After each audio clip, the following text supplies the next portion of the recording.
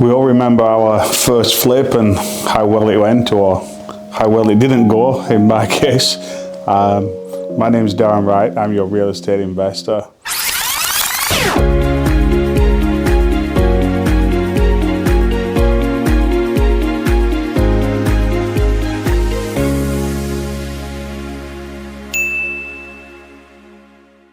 So I'm here visiting friends and family in England. I obviously can tell with the way I speak that I grew up in England. I grew up in Burnley actually, which is in the northwest of England, near Manchester, I always say, because people know Manchester, but they don't necessarily know the town that I'm from.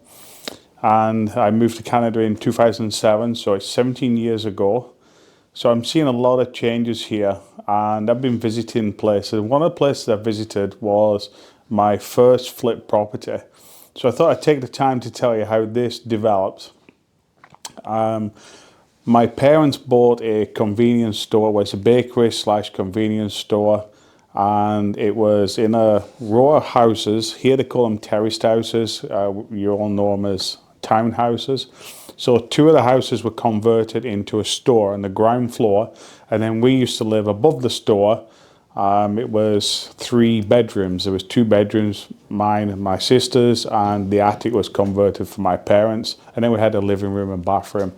There's no kitchen upstairs. We used to use the kitchen in the back of the store. So it's a very living workplace. And my parents did long hours there while I was still being an apprentice electrician. I was training for that. And what came with the property was another third property, which was right next door. And the seller, his daughter and partner, and I think they had a young child, lived there and rented it. And my parents owned that, and the tenants moved out after a couple of months, maybe 6 months. I can't remember exactly. So my dad just used to store his Christmas trees in there because he saw Christmas trees at Christmas. And then after that, it's what do you do with a house?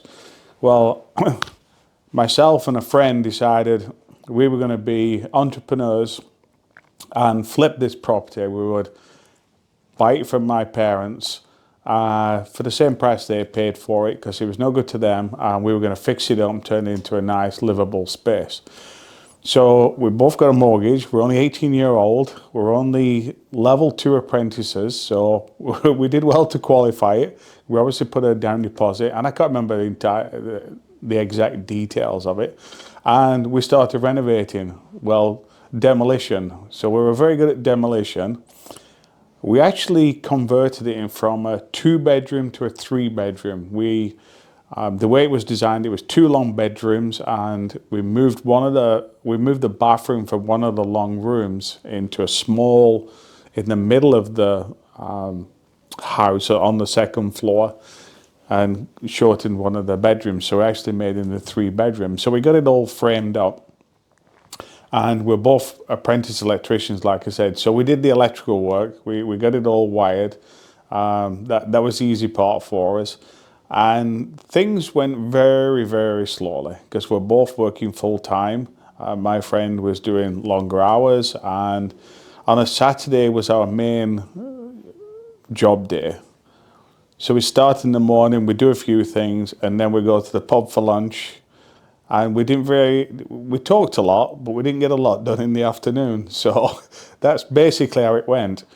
And as time went on, I'm talking maybe 12 months, we hadn't done a great deal to it. We're just paying the mortgage. So I was getting more serious with a girl and wanted to move into the house. So I actually bought my partner out. So I bought him out and I took over the mortgage full time. I couldn't afford the mortgage full time, so my parents helped me out. And I got some money each week. I think I got, let off the board, they call it here, like the house living that I was paying, and it was marked down in a book. We marked it down each week how much debt I was racking up with my parents, and then when I became a level 3 electrician, I got a pay raise. So therefore I was able to start paying my parents back. So then the liability, the debt, then I started to pay it off, and I paid some off every time we got paid weekly, and that's where it went. And then any spare money I had, I put it into the house. I got a used bathroom suite. It was, bath, a sink, and a toilet, and I put it in my car I had at the time. I had a roof rack, a roof bars, and got the bath on there, and the toilet was in the passenger seat.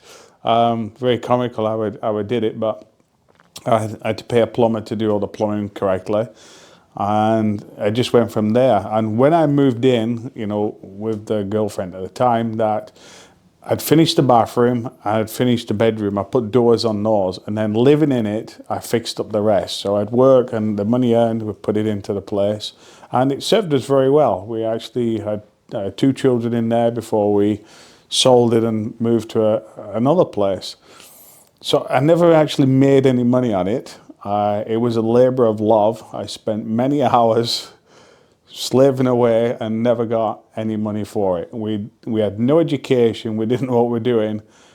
So I kind of learned the hard way, and I learned a lot of good skills. I mean, I finished my apprenticeship, but I used to do side jobs for a contractor, and I'd watch how he'd flip houses. He was a flipper, and I'd learned a lot of stuff from watching other trades and watching him and learning that way, and I'd speak to him, but I was too fearful. I mean, looking back now, I was just so scared. I could not give up a job because I had a family to look after now, a house that was renovating, and I never had the confidence to follow this contract, even though I wanted to. I loved what he did. I thought, yeah, I could really do this. And he was making good money. He was telling me what he was making on each flip. Like, yeah, I just didn't have the confidence or the money behind. I thought I needed money behind me. Obviously, I know different now. But it was a really good experience. And I'm thinking back as well, my parents had a rental, and as soon as the tenant moved out, the plan was to sell the property.